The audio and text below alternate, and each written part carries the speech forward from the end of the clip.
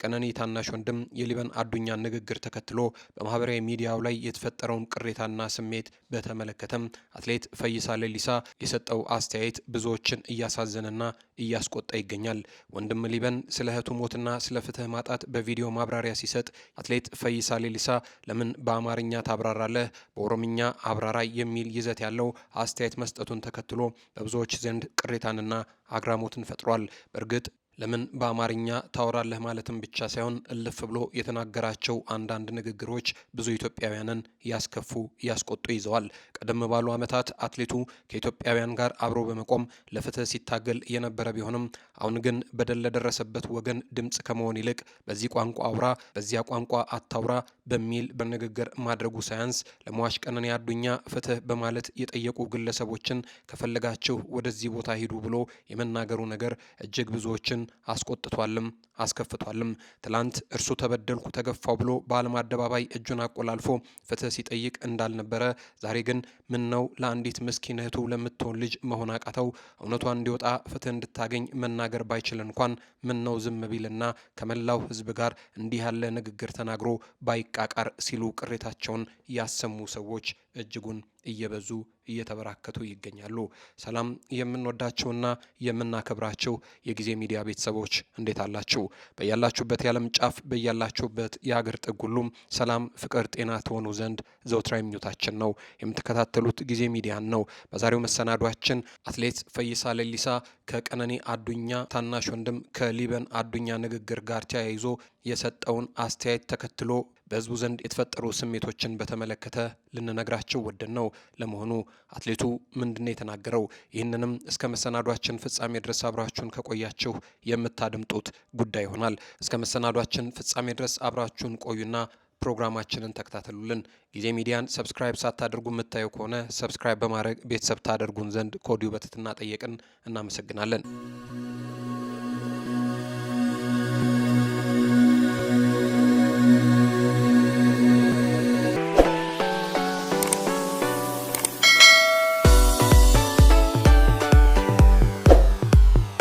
ድምፃዊ አንዱዓለም ጎሳ ከሰሞኑ የፍቅር አጋሩ የነበረችው የቀነኒ አዱኛ አባት አቶ አዱኛ ዋቆ በማህበራዊ ሚዲያ ብቅ ብለው መግደሉን ሳያምን የምን ጉማ ወይንም የምን ካሳ ነው የሚከፍለን ብለው ለተናገሩት ነገር መልስ ለመስጠትና እምነቴም እውነቴም ነው ያለውን ነገር ለማስረዳት ወደ ማህበራዊ ሚዲያው ለመጀመሪያ ጊዜ ብቅ ብሎ ስለ ሁኔታው በዝርዝር አስረድቶ ነበር። አንዱዓለም በንግግሩ መካከል ከቀነኒ አዱኛ ጋር በአንድ ቤት አብረው በሚኖሩበት ሰዓት በመካከላቸው ይፈጠር ስለነበረው አለመግባባትና ቀነኒ በተደጋጋሚ ራስ የማጥፋት ሙከራ እንደምታደርግ ይህንንም ብዙ ጊዜ ሊያስቆሟት ሞክሮ ሲያቅተው ጉዳዩን ለቤተሰቦቿ ነግሮ ተሰብስበው አንዳች መፍትሄ እንዲያመጡ መናገሩን እና እነርሱም ጉዳዩን ጆሮ ዳባ ልበስ ብለው እንዳለፉት ተናግሮ ቀነኒ ከዛ በፊት በቤተሰቦቿ ፊት ሁለተኛ እንዲያለውን የራስ ማጥፋት ሙከራ አላደርግም ብላ ቃል የገባችልኝ ቢሆንም መልሳ መላልሳ እንዲህ እያደረገች ብታስቸግረኝ ጊዜ በቃ እንለያይ ሁሉ ብያታለው ሲልም ገልጿል። እንዲህ ያለ ሲቀጥልም ቀኑ ዲፕሬሽን አለባት፣ ምናልባት ቤት መዋሏ ሊሆን ይችላል ብዬ ስራ ሁሉ ከፍቼ ሰጥቻታለሁ ብሎ ሲያበቃም ቤት ውስጥ ስላላቸው ነገርም በማስረዳት መካከል እንዲህ ያሉ ነገሮችንም ታናሽ ወንድሟ ሊበን ያውቃል፣ እሱ መናገር ይችላል ሲል የታናሽ ወንድሟን ስም እንደማኝ መጥቀሱ ይታወቃል።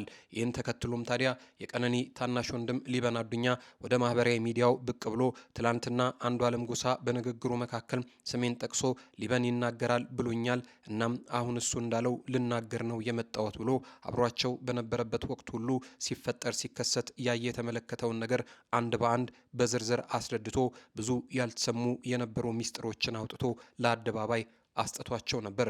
የቀነኒ ታናሽ ወንድም ንግግርን ተከትሎ ትንሽ ረገብ ብሎ የነበረው የቀነኒና የድምፃዊ አንዱዓለም ጎሳ ጉዳይ ተመልሶ አሁንም ወደ ማህበራዊ ሚዲያው ብቅ ብሎ ይንተከተክ ጀምሯል። ታናሽ ወንድም ሊበን አዱኛ የእህቱን በደል በተመለከተ እንባ እየተናነቀው መናገሩ እጅግ ብዙ መነጋገሪያ ጉዳይ ከመፍጠሩን በመለስ በግለሰቦች ዘንድ ሌላ የሆናሉ ትንታኔዎችን በስፋት እያሰጠም ይገኛል። ከዚህ ጋር ተያይዞ ነው እንግዲህ ዛሬ ማለዳውን ጀምሮ ታዋቂው አትሌት ፈይሳ ሌሊሳ የቀነኒ ታናሽ ወንድም ሊበን አዱኛ እንዴት ወደ ሚዲያ ወጥቶ እንዲህ ይላል በሚል ትችት ያቀረበ ሲሆን የሊበንን ንግግር ተከትሎም ሀሳብ አስተያየቶቻቸውን በየማህበራዊ ሚዲያዎቻቸው ላይ ያጋሩ ሰዎችን ባልተገባ መልኩ መናገሩና ስሜቱን ባልተገባ መልኩ መግለጹ ብዙዎችን ከማስከፋትም በላይ ብዙ የማህበረሰብ ክፍሎችንም እያስቆጣ ይዟል። ለመሆኑ ታዋቂው አትሌት ፈይሳ ሌሊሳ ምንድነው የተናገረው ነገር?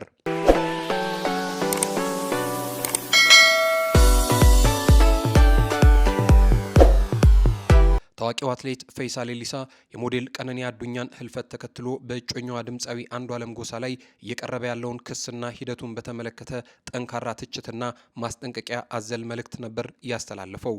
አትሌቱ በማህበራዊ ትስስር ገጹ ባሰፈረው ጽሁፍ የአንዱዓለም እጮኛ የነበረችው የሞዴል ቀነኒ ቤተሰቦችን የወከለው ሊበን አዱኛ ባሰራጨው ቪዲዮም ለአባ ገዳዎች ጉዳዩን ሲያስረዳ የተጠቀመበትን ቋንቋ እና መንገድ አጥብቆ ተችቶታል።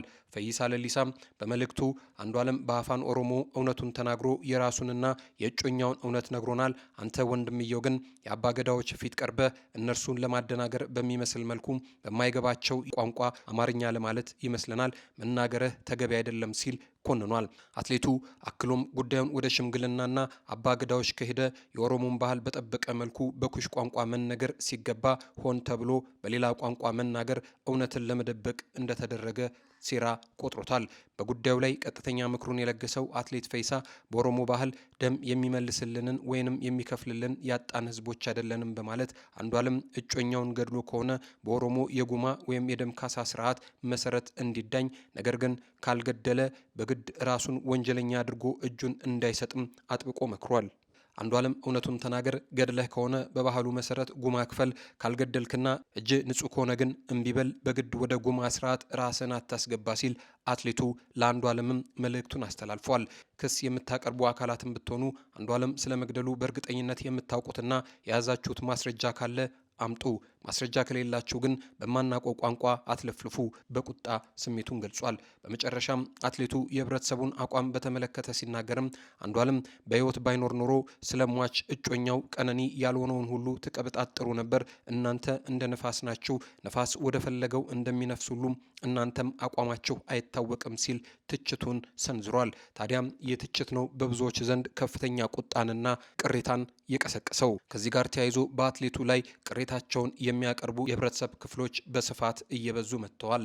አንድ ሙሉ ዓለም ሰለሞን የተባሉ ግለሰብ ከዚህ ጉዳይ ጋር ተያይዞ እንዲህ ሲሉ ሀሳባቸውን ሰጡ። ጉማ ወይንስ የህሊና ነጻነት ይላሉ በእርሰ ጉዳያቸው። ግለሰቡ ሲቀጥሉ እንዲህ አሉ። ተናገር ያለው አርቲስት አንዱዓለም ፍርድን በለፈለፉ ይጠፉ ሳይሆንበት አልቀረም። ሞዴል ቀነኒ አዱኛ ዛሬ በመካከላችን የለችም።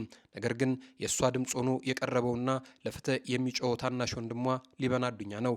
ይህ ወጣት እህቱ በህይወት እያለች ሲደርስባት የነበረውን ስቃይ፣ ድብደባና የሽጉጥ ማስፈራሪያ በቪዲዮ ወጥቶ ለዓለም በይፋ መስክሯል።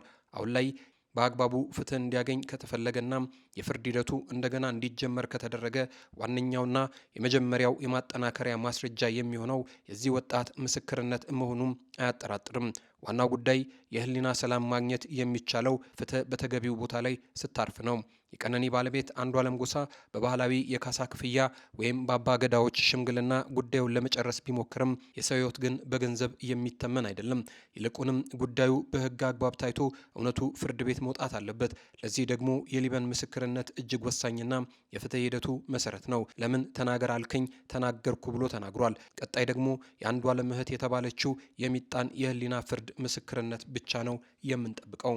ማንም የቆመ ቢመስለው መውደቅ መኖሩን መዘንጋት የለበትም። ጉልበትና ስልጣን ያላቸው አካላት ምስክሩን ለማዳከም በእጁ ላይ ያለውን ማስረጃ ለማጥፋት ወይም እውነቱን ለማፈን ቢያስቡ የኢትዮጵያ ህዝብ ንቁ መሆኑን መርሳት አያሻም ሲል ግለሰቡ የራሱን አስተያየት ይሰጣል። ሲቀጥልም እንዲህ አለ። ይህ ወጣት እህቱን በሞት አጥቶ በቁስል ላይ ቁስል እያለበት ለፍትህ ሲል በድፍረት መቆሙ ትልቅ አክብሮት ሊሰጠው ይገባል። አትሌት ፈይሳ ሌሊሳ እንዲያ አንድ ወቅት ላይ ለፍትህ በጮኸበት እጁ ላይ ዛሬ እንደምን አድርጎ ነው እንደዚህ ያልተገባ ንግግር የሚናገረው ሲሉ እኚህም ግለሰብ ሀሳባቸውን ይሰጣሉ። ትላንትና ተበደልኩ ተገፋው ብሎ በዓለም አደባባይ ላይ እጁን አጣምሮ ስለ ፍትህ የጮኸ ሰው አንድ ፍትህ ያጣን ሰው ስሜት እንደምን መረዳት ያቅተዋል? ከዛስ ደግሞ እልፍ ሲል ማህበራዊ እሴቶቻችንን ባልጠበቀ መልኩ የአንዱን ቋንቋ እየጣሉ የአንዱን ሊያነሱ እየሞከሩና እናንተ ማለት እንዲህ ናችሁ ከፈለጋችሁ እንዲወዳለ ቦታ ሂዱ ብሎ ማለት ምን ማለት ነው? ይህ የሚያቃቅር ጉዳይ ነው። ግለሰቡ ልብ ሊል ይገባል ሲሉ ሀሳብ አስተያየታቸውን ሰጥተዋል።